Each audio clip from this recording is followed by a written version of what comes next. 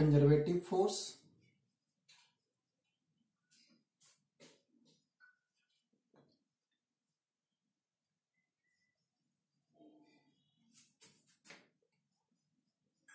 Non conservative force. हम लोग समझते हैं कि what is conservative force and what is non conservative force. ये वर्ड हमने पहले भी यूज किया था, तो आओ सीखो। मैं दोनों में आपको डिफरेंस भी बताता चलूंगा। पहली चीज, work done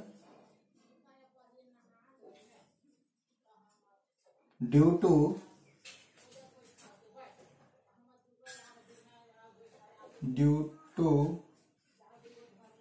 conservative force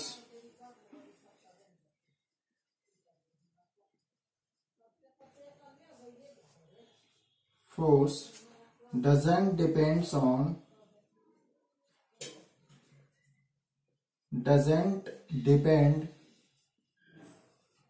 on path.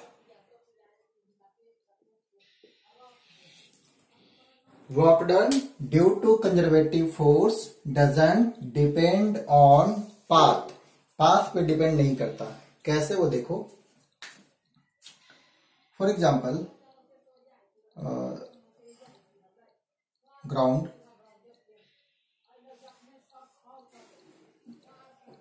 There is a block of mass m। इस ब्लॉक को h हाइट एबव ले जाया जाता है ग्रेविटी के अगेंस्ट,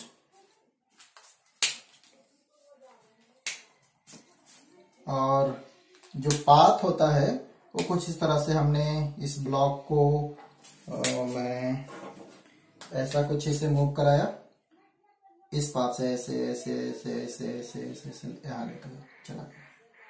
ठीक है, और अब फाइनली ब्लॉक यहां पहुंच गया है, बट पाथ ऐसा फॉलो किया। अब क्वेश्चन है कि what is the work done due to conservative force. यहां कंजर्वेटिव फोर्स है gravitational force. What is the work done due to gravitational force on this object. तो आंसर है work done due to gravitational force. सुनना, work done, force into displacement. Force कौन सा force? Gravitational force. मैं लिखता हूं F dot S होता है, बोले तो F S cos theta. What is the gravitational force on this object? Answer mg, vertically downward, mg. Clear? जो ग्रेविटेशनल फोर्स है वो वर्टिकली क्या ही है? डाउनवर्ड है। ठीक है, तो जब इसे इस तरह से मूव करा के यहां ले जाया गया तो बताना मुझे फोर्स mg, डिस्प्लेसमेंट कितना हुआ? h। वर्टिकल डिस्प्लेसमेंट कितना हुआ? h हुआ। ऑब्जेक्ट पे फोर्स mg नीचे लग रहा था और डिस्प्लेसमेंट जस्ट इसके अपोजिट हो रहा है, और कितने हाइट तक गया? h हाइट तक। तो डिस्प्लेसमेंट हो गया h cos 180 degree. Work done हो गया माइनस mgh। क्लियर है? यह है work done due to conservative force. Work done due to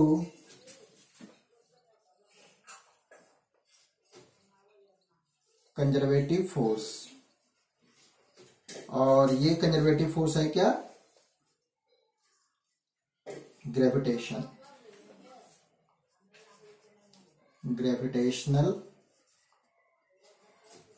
force. ठीक है,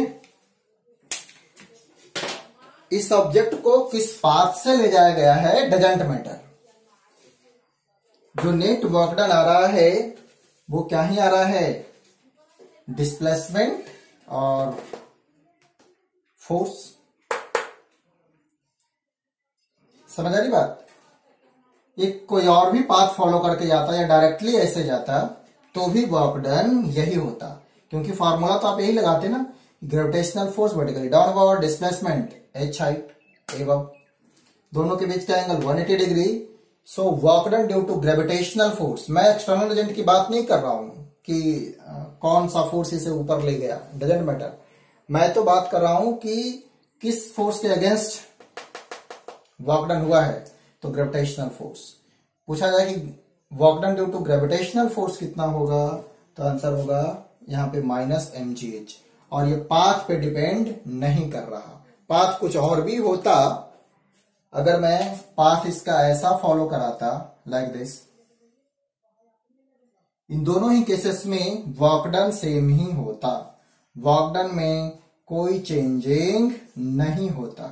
इसलिए बोला जाता है कि work done due to conservative force doesn't depend on path. Clear है।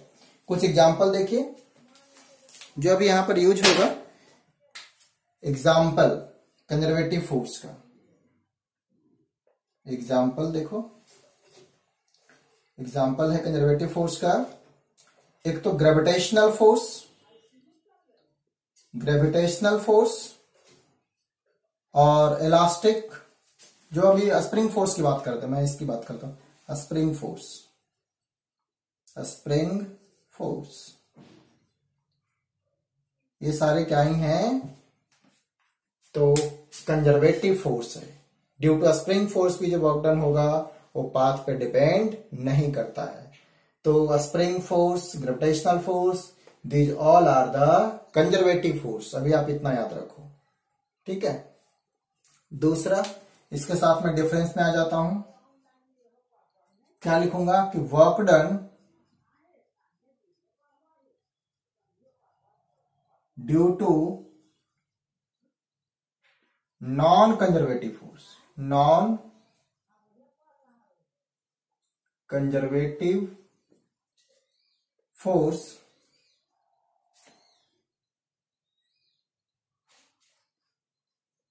Depends on path. जितना पाथ फॉलो किया है उसके अकॉर्डिंग वर्क डन होगा। Example, work done due to friction, work done due to friction, ठीक है। ये कोई सरफेस है और ऑब्जेक्ट को कुछ इस तरह से, एक ऑब्जेक्ट है, ऐसे ऐसे ऐसे ऐसे घुमाकर ऐसे लाया गया है।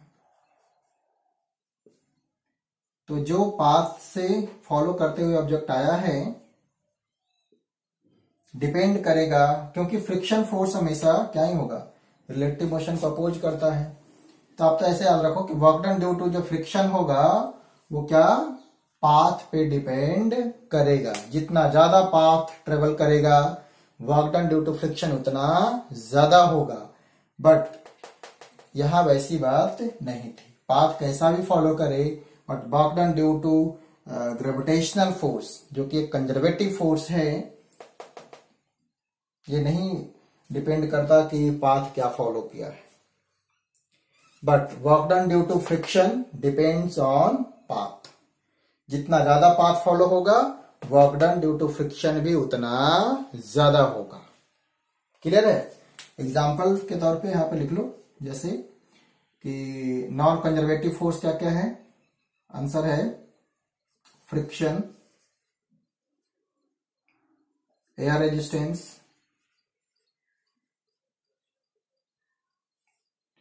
और non conservative force, non conservative force, ठीक है। तो ये ध्यान रखना है। पहला आपको डिफरेंस बता दिया गया कि कंजर्वेटिव और नॉन कंजर्वेटिव क्या होगी। दूसरी चीज मैं इसको रफ कर देता हूं, आप स्क्रीनशॉट ले लीजिए इसका। ये चीजें समझ आई ना, आप ध्यान रखना, आगे भी काम आएगा। अभी तो आप थोड़ा याद रखो इसे। कंजर्वेटिव फोर्स का example gravitational force, spring force. Non conservative force friction force, air resistance, जो भी रेसिस्टिंग फोर्स है। और work done due to conservative force path पे डिपेंड नहीं करेगा, work done due to non conservative force path पर depend करेगा। ठीक है, दूसरा डिफरेंस इसको रफ करता हूं।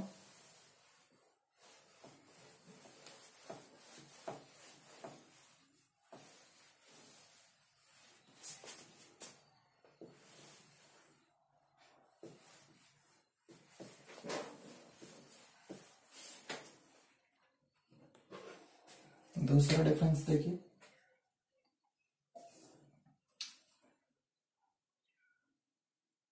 Work done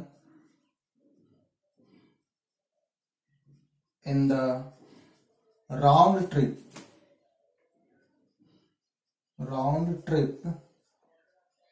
is 0 with due to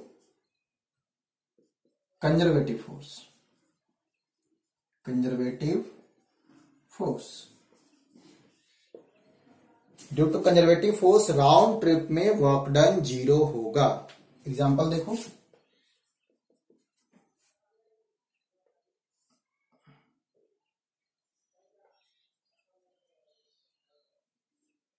ये h हाइट है,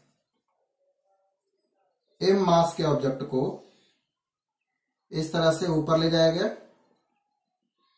ठीक है, यहां पे रखें और फिर से वापस नीचे लाया गया। क्लियर है? तो वर्क डन कितना होगा?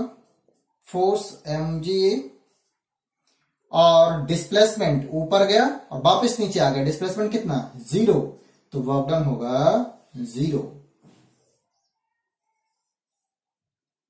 ठीक है, बिल्कुल वैसा ही स्प्रिंग के केस में भी देखो, एक स्प्रिंग है,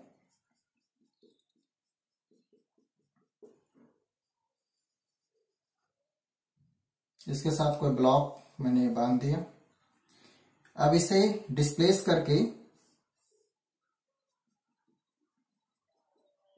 कुछ ऐसा ले जाएगा,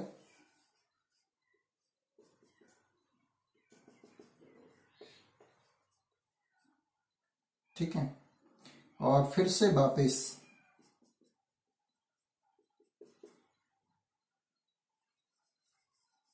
इसकी सेम पोजीशन पे ला दिया गया। यहाँ की यहां भी x 0 था, यहाँ x है, यहां पर x की वैल्यू 0 हो गई। तो वर्क डन ड्यू टू, देखो स्प्रिंग फोर्स ऐसा लग रहा था, ठीक है, तो work done due to spring force, पहले क्या किया गया, इसको एक्सटेंड किया गया और वापस इसको यहीं पे ला दिए। तो work done due to spring force भी जो होगा, वर्क डन कितना होता था? हाफ, निगेटिव में होता था हाफ के एक्स स्क्वायर। एक्स कितना? तो 0 हो गया। फाइनल डिस्प्लेसमेंट कितना हुआ? 0। तो आंसर हो जाएगा 0।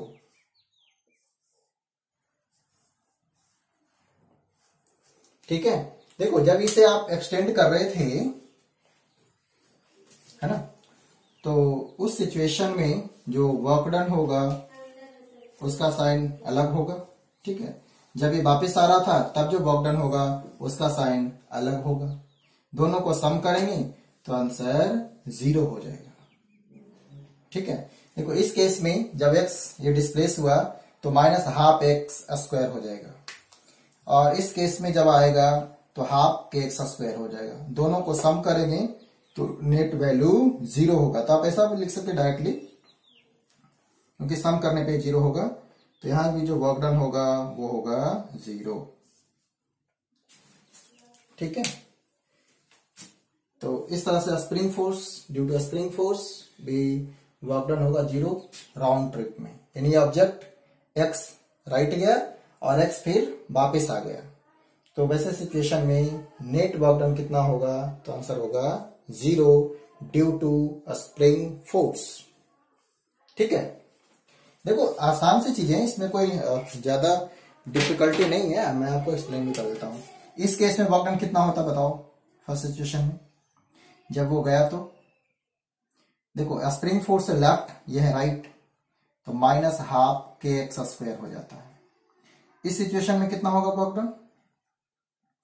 स्प्रिंग फोर्स भी लेफ्ट लग रहा था जब ये वापिस आ रहा था, और वर्क डन भी डिस्प्लेसमेंट भी लेफ्ट हो रहा था, तो हो जाता हाफ के एक्स स्क्वायर। सोल्व करेंगे तो ये वर्क डन 1 ये 2, दोनों को सम कर दो, 1 प्लस 2, सम करोगे तो कितना होगा? माइनस हाफ के एक्स स्क्वायर प्लस में हाफ के एक्स स्क्वायर, इट बिकम 0। यहां भी वैसा ही सिचुएशन हुआ था, जब ये ऊपर जा रहा था तो निगेटिव वर्क डन, नीचे आ रहा था तो पॉजिटिव वर्क डन, दोनों को ऐड कर दिया 0 हो गया। यहां भी लिख सकते हो, यहां भी जो सिचुएशन है वो माइनस एम जी एच है प्लस में एम जी एच है, तो वर्क डन हो गया 0। चलिए दो चीजें हमें समझ आई कि work done in the round trip 0, और किसके लिए? Due to conservative force. ठीक है, और पहला हमने सीखे थे कि पाथ पे डिपेंड नहीं करेगा। ठीक है, तो ये दो कॉन्सेप्ट आपको क्लियर हो गया है। अब इसी के सिमिलर नॉन कंजर्वेटिव फोर्स का क्या है देखते हैं। इसके अपोजिट हो जाते हैं। Work done in the round trip is not 0। Work done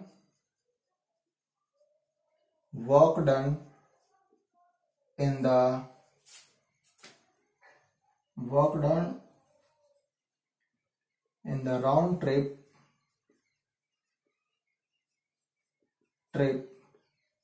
is not 0 due to non-conservative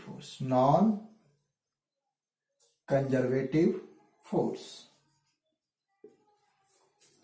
ठीक है, एग्जाम्पल लेते हैं कि एक सरफेस लाइक दिस, ऑब्जेक्ट को फोर्स लगाया गया, अप्लाइड फोर्स, फ्रिक्शन फोर्स ऐसा डेवलप होगा, तो ड्यू टू फ्रिक्शन फोर्स हमने इसे पहले यहां लाया, फिर से वापस यहां ले आया। तो जब इसे मैं दूसरा फिगर बनाता हूं, यहां ले जाया गया, फ्रिक्शन ऐसा था, दूसरे सिचुएशन में इसको वापस ऐसे फोर्स लगा के इधर लाया जा रहा है, इस बार फ्रिक्शन ऐसा है, अभी ऐसा लगा रहे हैं। तो यहां भी जो वर्क डन ड्यू, सोचो कि डिस्प्लेसमेंट इज एक्स, तो work done due to friction कितना होगा? Minus f x. यहां भी work done due to friction कितना होगा? Minus f x. क्यों? मैं फ्रिक्शन फोर्स को लिख रहा हूं स्मॉल एफ से, तो फ्रिक्शन फोर्स और डिस्प्लेसमेंट अपोजिट डायरेक्शन में है, यहां भी एक्स डिस्प्लेसमेंट हुआ है, तो यहां भी वर्क डन नेगेटिव, यहां भी work done negative, net work done, तो आंसर हो जाएगा W1 प्लस W2, और आंसर हो जाएगा माइनस 2Fx। ये 0 नहीं होगा, ध्यान रखना है कि work done due to non conservative force 0 नहीं होता है इन द राउंड ट्रिप, जबकि work done due to conservative force will be 0 in the round trip. यानी जहां से गया वापस घूम के वहीं आ गया, in that situation work done due to conservative force will be 0, but work done due to non conservative force is not 0। ठीक है, कैसे हो रहा है मैं चीजें आपको एक्सप्लेन कर रहा हूं। फिर दूसरा हो गया डिफरेंस, है ना, कि कंजर्वेटिव और नॉन कंजर्वेटिव में किस तरह से हम राउंड ट्रिप में वर्क डन फाइंड करेंगे। ओके, अब एक और चीज सीखते हैं, थर्ड। आप इसका स्क्रीनशॉट ले लीजिए, मैं रफ कर देता हूं।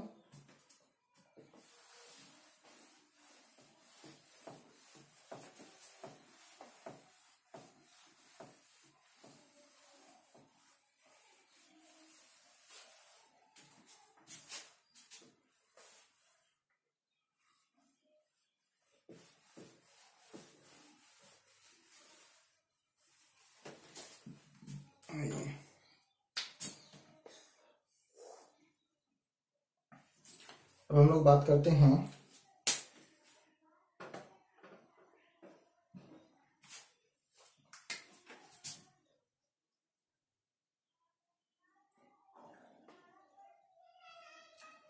conservation of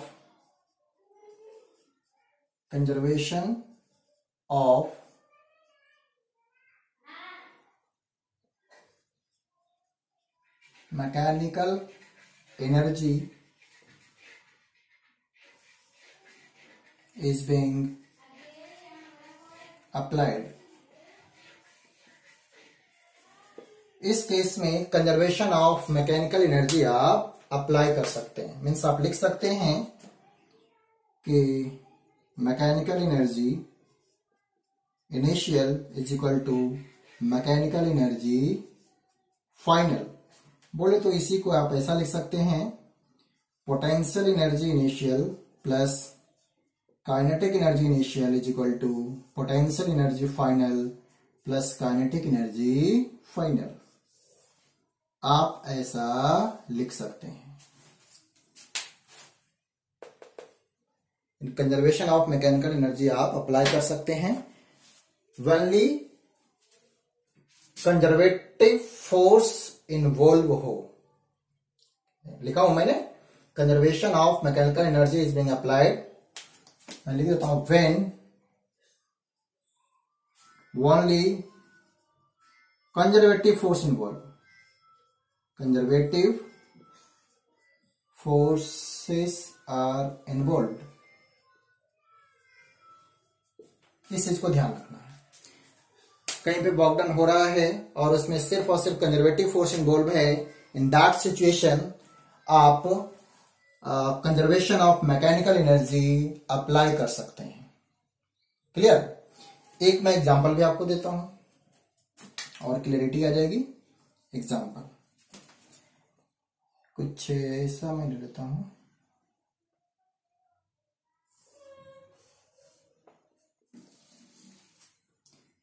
there is a spring in natural length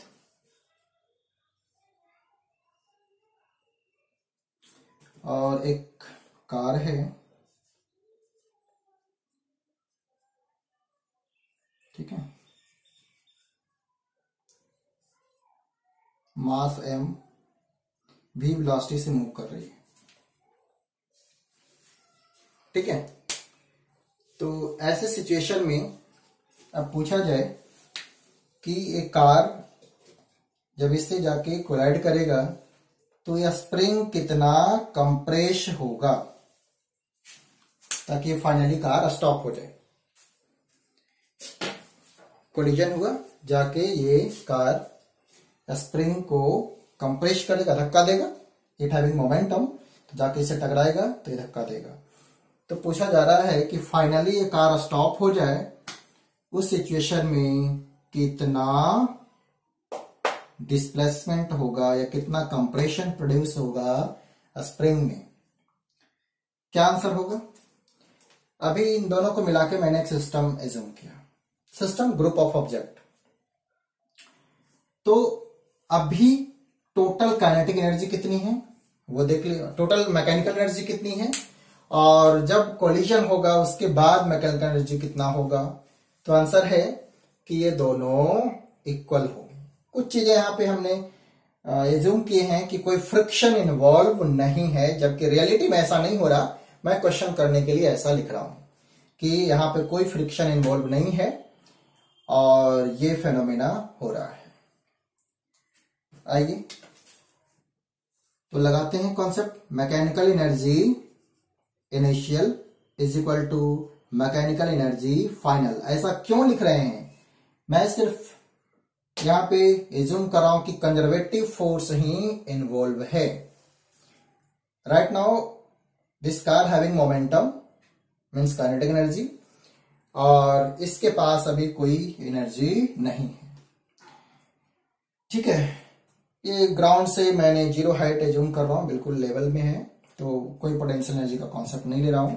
means after collision भी वो उसी लेवल में रह रहा है, ठीक है। तो जो पोटेंशियल एनर्जी पहले था वही बाद में भी होगा, कोई चेंजिंग नहीं हो रही है। तो इनिशियल मैकेनिकल एनर्जी सिर्फ और सिर्फ क्या ही है, हाफ एम वी स्क्वायर है। काइनेटिक एनर्जी बोले तो यही काइनेटिक एनर्जी है, पोटेंशियल एनर्जी बोले तो जीरो, अभी कुछ नहीं लिख रहा हूं। इनिशियल जो मैकेनिकल एनर्जी है वो सिर्फ और सिर्फ इसके पास है। इसके पास तो कोई एनर्जी है ही नहीं, क्योंकि इसमें या तो कंप्रेशन होता या एलोंगेशन होता, तब एनर्जी आएगी। जब स्प्रिंग पे वर्क डन किया जाएगा तब इसमें एनर्जी आती है। अभी इसमें कोई एनर्जी नहीं, और इसमें एक एनर्जी है काइनेटिक एनर्जी, मैंने लिख लिया। ठीक है, इसमें पोटेंशियल एनर्जी यानी कि हमने इसी को लेवल एज्यूम कर लिया, तो 0 हाइट पे है, तो कोई पोटेंशियल एनर्जी नहीं है। ओके, ठीक है। या अगर जो आपको लिखना भी है, चलो मैं लिख देता हूं, जो भी हो, जहां से भी लेवल लियो, mgh, ठीक है, मास का। फाइनली भी वो उसी लेवल पे रह जाता है कार। तो फाइनली अब क्या होगा, जब ये कार जाके स्टॉप हो जाएगी तो इसकी काइनेटिक एनर्जी 0 हो गई। अब इसमें due to compression potential energy होगा। एज्यूम करो कि हाफ ये कंप्रेस हो गया, तो हाफ के एक्स स्क्वायर, क्लियर है ना। और जो पोटेंशियल एनर्जी की बात कर रहे थे, इसमें पोटेंशियल एनर्जी आ गई। अब इसकी पोटेंशियल एनर्जी, तो इसकी जो पोटेंशियल एनर्जी है वो mgh, अभी भी h हाइट पे ही है। जो भी हाइट मैंने जूम किया कि यहां से h हाइट ऊपर था, वो सेम लेवल में है। ठीक है, तो ऐसा लिख दिया। mgh से mgh कैंसिल हो गया, तो यहां हाफ से हाफ कैंसिल हो गया, क्या ही बचा अब, mv square is equal to k x square. दूसरी लाइन में लिख दो, x हमें निकालना था, तो x square is equal to mv square upon में k, और बोले तो x कितना होगा, मैं यहां लिख देता हूं कि x is equal to v square root of m by k। इतना कंप्रेशन प्रोड्यूस होगा। ठीक है, यानी कि फाइनली जब स्टॉप करेगा तो स्प्रिंग इतना कंप्रेस हो जाएगा। देखो, जो मैंने इसके पोटेंशियल एनर्जी की बात की थी, जो कर लो कि यही है, सोचो कि कुछ ऐसा मैंने, सॉरी, यहां से मैंने हाइट एज्यूम कर लिया था, अभी भी तो उतनी हाइट पे रहेगी, तो यहां भी mgh, इसके लिए पोटेंशियल एनर्जी, यहां भी mgh। अब इसका पोटेंशियल एनर्जी हाफ के एक्स स्क्वायर, इसकी कोई काइनेटिक एनर्जी है नहीं, तो सोल्व करेंगे ऐसा आ जाएगा, इतनी कंप्रेशन प्रोड्यूस होगी। मीन्स हमने क्या किया, conservation of mechanical energy apply किया। चलिए अब बात करते हैं कि नॉन कंजर्वेटिव फोर्स में क्या होगा। तो यहां पे आप directly conservation of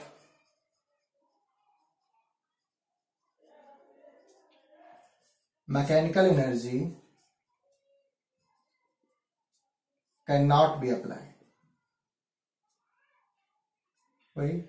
cannot be applied directly। आप directly conservation of mechanical energy apply नहीं कर सकते when non conservative forces are involved, when non conservative forces are involved। ठीक है, अगर जो नॉन कंजर्वेटिव फोर्सेस इन्वॉल्व है तो उस केस में आप directly conservation of mechanical energy नहीं अप्लाई कर सकते हैं। ठीक है, तो अब देखो कॉन्सेप्ट देखिएगा। अब इसी को मैं थोड़ा सा मॉडिफाई करके यही न्यूमेरिकल को यूज करूं,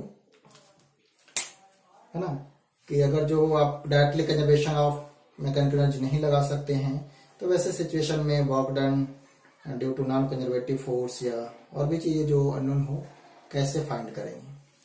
तो यहाँ पे अब एक चीज और आ रही होगी, सर एनर्जी का कंजर्वेशन क्यों नहीं, वो एनर्जी कहाँ चली गई। यहाँ एनर्जी का कंजर्वेशन का क्या मतलब है कि जितनी एनर्जी फिनोमेना, जितनी भी एनर्जी है वो कांस्टेंट है ना, कोलिजन के पहले और कोलिजन के बाद वो सेम ही रहेगी। हाँ, हमने पढ़े भी है कि एनर्जी का डिस्ट्रॉय नहीं होता है, ना तो आप क्रिएट कर सकते हैं ना ही उसे डिस्ट्रॉय कर सकते हैं। तो यही चीज अगर जो आपके माइंड में आ रही होगी कि सर यहाँ पे कंजर्वेशन क्यों नहीं होगा, एनर्जी कहाँ चली जाएगी, तो आंसर है कि ड्यू टू फ्रिक्शन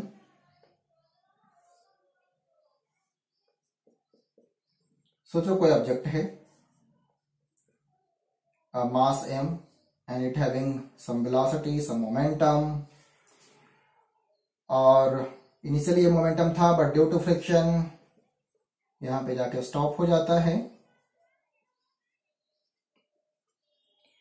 और अगर जो स्टॉप हो गया, रीजन है फ्रिक्शन, तो इसकी एनर्जी गई कहां? तो ये एनर्जी तो कंजर्व है, बट ये जो एनर्जी है अब मैकेनिकल एनर्जी के फॉर्म में नहीं रहा, ये हीट के फॉर्म में चला गया या किसी और फॉर्म में, साउंड फॉर्म में चला गया। इसीलिए आप कंजर्वेशन ऑफ मैकेनिकल एनर्जी नहीं अप्लाई कर सकते, क्योंकि ड्यू टू फ्रिक्शन ये जो एनर्जी है वो मैकेनिकल एनर्जी से किसी और फॉर्म ऑफ एनर्जी में कन्वर्ट हो गई, लाइक हीट, साउंड, इन सारे फॉर्म में कन्वर्ट हो गई। तो आप conservation of mechanical energy apply नहीं कर सकते हैं, ये सिंपल सा लॉजिक है। बट हाँ, यहां पर भी एक तरीका है कि work done due to non conservative force जो होगा वो चेंज इन एनर्जी के बराबर, यानी कि mechanical energy final minus mechanical energy initial, यानी चेंज इन मैकेनिकल एनर्जी के बराबर होगा। कंजर्व आप ही तो बोलो कि कंजर्व नहीं है, इसका मतलब इनिशियल और फाइनल में डिफरेंस है, तो ये जो डिफरेंस है वो work done due to non conservative force होगा। देखो यहां से आ भी जाएगा बहुत ही आसान तरीके से। कैसे?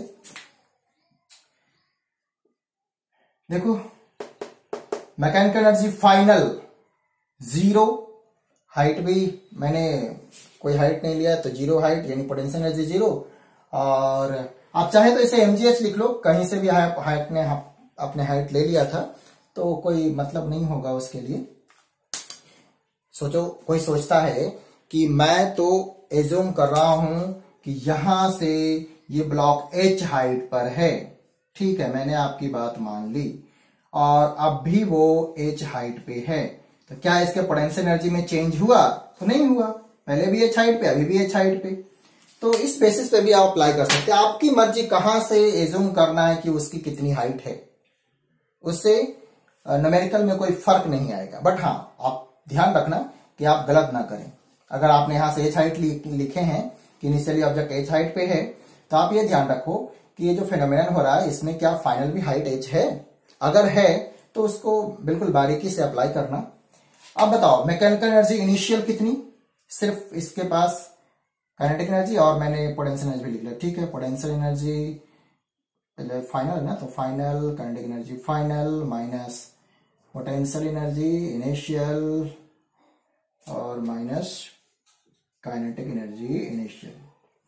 चलिए, potential energy final mgh, kinetic energy final 0, potential energy initial mgh, kinetic energy initial half mv²। देखो, नॉन कंजर्वेटिव फोर्स आ गया, माइनस हाफ mv²। आपको ये क्लियर हो गया होगा कि फ्रिक्शन के कारण जो वर्क डन होता है नेगेटिव होता है। देखो, नेगेटिव में आ रहा है। अब वर्क एनर्जी थ्योरम भी यही था कि वर्क डन जो होगा ड्यू टू नेट फोर्स वो चेंज इन काइनेटिक एनर्जी के बराबर होगा, आ रहा है। मीन्स कोई और भी सिचुएशन हो जिसमें फ्रिक्शन इन्वॉल्व हो रहा हो या कोई भी नॉन कंजर्वेटिव फोर्स हो, उस केस में आप work done due to non conservative force अगर जो आपको निकालना है तो आप change in mechanical energy apply कर सकते हैं, ठीक है। मैंने आपको एक एग्जांपल के थ्रू ये बताने की कोशिश की है। क्लियर?